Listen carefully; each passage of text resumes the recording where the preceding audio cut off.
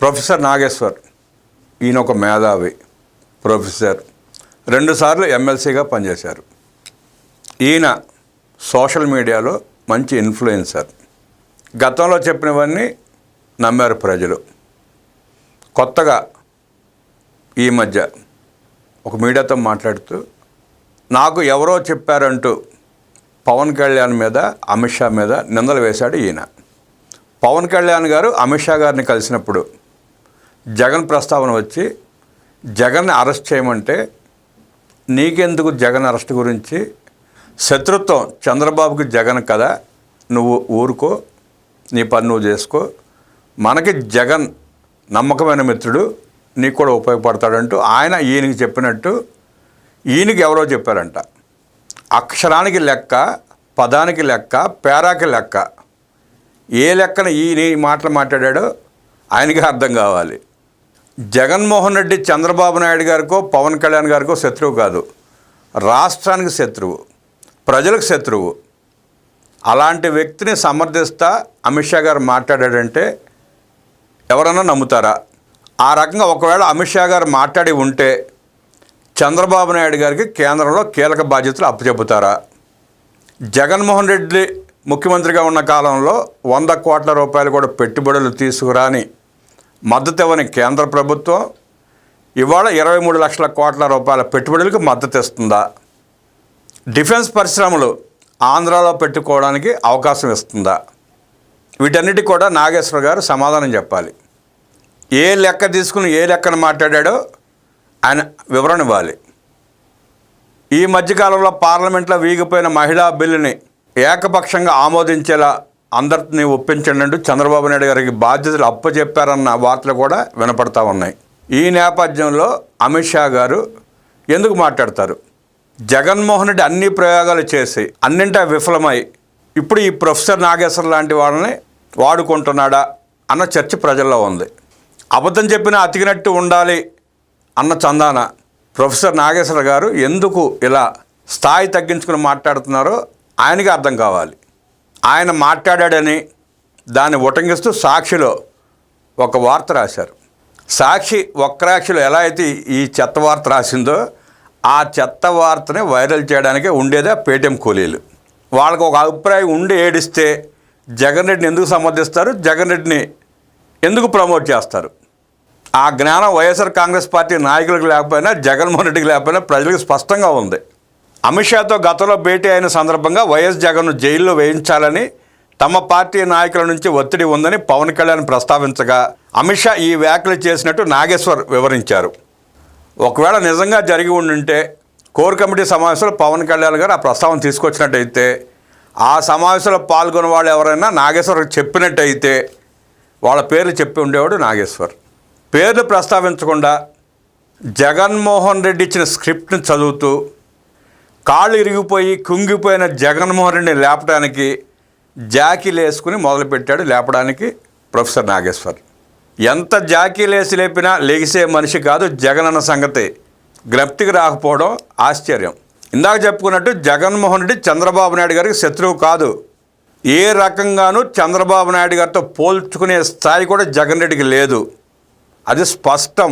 జగన్మోహన్ రెడ్డి చేసిన అక్రమాలు, దోపిడీలు, దారుణాలు, మారణ హోమం రాష్ట్రం చూసిన తర్వాతే జగన్మోహన్ రెడ్డిని చాచి కొడితే 11కి కుదేలయ్యి రాష్ట్రం వదిలిపెట్టి పారిపోయిన సంగతే యావత్ దేశానికి తెలుసు, ప్రపంచానికి తెలుసు. తెలియంది ఈ మేధావి నాగేశ్వర్ గారికి మాత్రమే. గతంలో పలుమార్లు ఈయనే చెప్పాడు వాళ్ళు ఎటువంటి మనుషులో, రాజశేఖర రెడ్డి ఎంత దుర్మార్గుడో, జగన్మోహన్ రెడ్డి ఎంత నయవంచుకుడో, ఎంత దుర్మార్గుడో ఈయన పలు సందర్భాల్లో పలు వీడియోలో ఈయనే చెప్పాడు. ఇవాళ లెక్కల మారగానే, లెక్కల మూటల గడపల దాటగానే భుజానేసుకుని తిరుగుతున్నాడు ఈయన.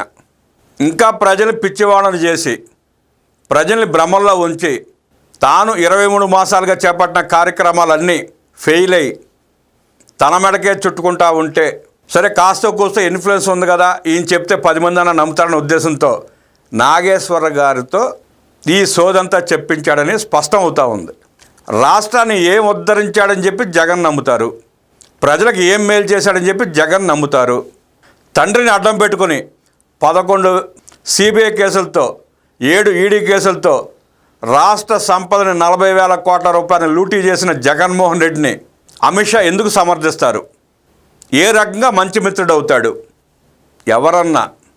ఎవరన్నా దారిని పోయి అడుక్కునేవాడు కూడా ఒక దొంగను చూసి పారిపోతాడు తప్ప దగ్గరికి పిలిచి మాట్లాడే ప్రయత్నం చేయడు. అలాంటిది అమిత్ షా ఈ వ్యాఖ్యలు చేశాడంటే నమ్ముతారా? అలాంటి ఉద్దేశం అమిత్ షాకు ఉంటే తెలుగుదేశం పార్టీతో జత కట్టేవాళ్ళ? ఇవాళ కేంద్రంలో కీలక భాగస్వామిగా ఉన్న తెలుగుదేశం పార్టీ గురించి ఆయన అలా మాట్లాడి ఉంటాడా? ఎందుకు మాట్లాడతాడు అన్నది చర్చ. వాళ్ళ జగన్మోహన్ రెడ్డికి పవన్ కళ్యాణ్కి శత్రుత్వం లేనిది ఎక్కడా? ఎప్పుడు లేదు. విశాఖపట్నం వెళ్తే ఎయిర్పోర్ట్ నుంచి బయటికి రానకుండా కట్టడి చేసి రోజారెడ్డి లాంటి వాళ్ళు ఎలా గేలి చేసి అవహేళన చేశారో ప్రజలు ఇంకా మర్చిపోలా, జన సైనికులు అంతకంటే మర్చిపోలా.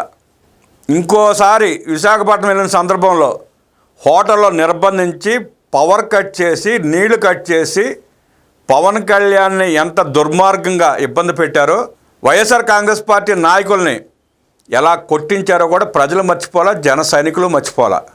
విజయవాడ వెళ్ళడానికి రోడ్డు మార్గాన వెళితే జగ్గేపేట దగ్గర చెక్ పోస్ట్ దగ్గర పవన్ కళ్యాణ్ ఆపి ఎలా అవమానించారో ప్రజలు మర్చిపోలా, జన సైనికులు మర్చిపోలా.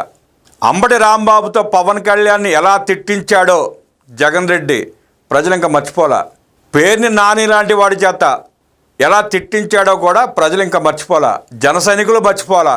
ఇంకా వాళ్ళిద్దరి మధ్య ఏమీ లేదని అమిత్ షా గారు ఎలా అంటాడు? ఈ ప్రొఫెసర్ నాగేశ్వర ఎలా సమర్థిస్తాడు? పవన్ కళ్యాణ్ని అసెంబ్లీ గేటు కూడా తాకనివ్వమని చెప్పి అసెంబ్లీ వేదికగా తొడగొట్టి సవాలు చేసిన వైఎస్ఆర్ కాంగ్రెస్ పార్టీ నాయకుల సవాళ్ళను ఇంకా ప్రజలు మర్చిపోలా, జన సైనికులు మర్చిపోలా. నెల్లూరు మీటింగ్లో పవన్ కళ్యాణ్ని దూషించిన అనిల్ కుమార్ యాదవ్ వైఎస్ఆర్ కాంగ్రెస్ పార్టీ మాజీ నాయకుడు, ఆయన మాట్లాడిన మాటల్ని రాష్ట్రం ఇంకా మర్చిపోలా. ఆనాడు కాకినాడ ఎమ్మెల్యేగా ఉన్న ద్వారంపూడి చంద్రశేఖర్ రెడ్డి పవన్ కళ్యాణ్ని తిట్టిన విషయాన్ని ఇంకా జన సైనికులు మర్చిపోలా, రాష్ట్రం మర్చిపోలా. ఈ రోజుకి పవన్ కళ్యాణ్ని టార్గెట్ చేపించి జగన్ రెడ్డి ఎంతమంది చేత తిట్టిస్తున్నాడో పవన్ కళ్యాణ్ గారు మర్చిపోలా, జనసేన పార్టీ మర్చిపోలా, రాష్ట్రం మర్చిపోలా. ఇన్ని విభేదాలు వాళ్ళిద్దరి మధ్యలో ఉంటే జగన్ రెడ్డితో సఖ్యతగా ఉండమని చెప్పి అమిత్ షా గారు పవన్ కళ్యాణ్ గారికి ఎందుకు చెప్తాడు? ఎలా చెప్తాడు? ఆయన కేంద్ర హోంమంత్రి. జగన్ రెడ్డికి మళ్ళీ ఓడిపోయి యలంకా ప్యాలెస్లో దాక్కున్న వ్యక్తి కాదు కదా ఎలా పడితే అలా మాట్లాడటానికి. ప్రొఫెసర్ నాగేశ్వర గారు కూడా మీ స్థాయిని తగ్గించుకొని దిగజారిపోయి మాట్లాడాల్సిన అవసరం లేదని నెటిజన్లు, 2 తెలుగు రాష్ట్రాల ప్రజలు కూడా ఆయన నిలదీస్తున్నారు. లేదు, నాకు అందిన వార్త నిజమే, నేను నిజమే మాట్లాడానని మీరు అనుకుంటే మీకు చెప్పిన వ్యక్తి పేరు బయట పెడితే వాస్తవాలు బయటపడతాయి. అలా కాకుండా జగన్మోహన్ రెడ్డి ఇచ్చే లెక్క తీసుకుని లెక్క ప్రకారమే నేను మాట్లాడతాను అంటే అది మీ విఘ్నతగా వదిలేస్తున్నారు ప్రజలు. ఇక భవిష్యత్తులో మీరు నిజం చెప్పినా నమ్మే పరిస్థితి ఉండదు అన్నది వాస్తవం. నిజాలు మాట్లాడి మీ విలువను పెంచుకుంటారా? జగన్మోహన్ రెడ్డి లెక్క కోసం అబద్ధాలు మాట్లాడి మీ స్థాయిని మీరే దిగజార్చుకుంటారా?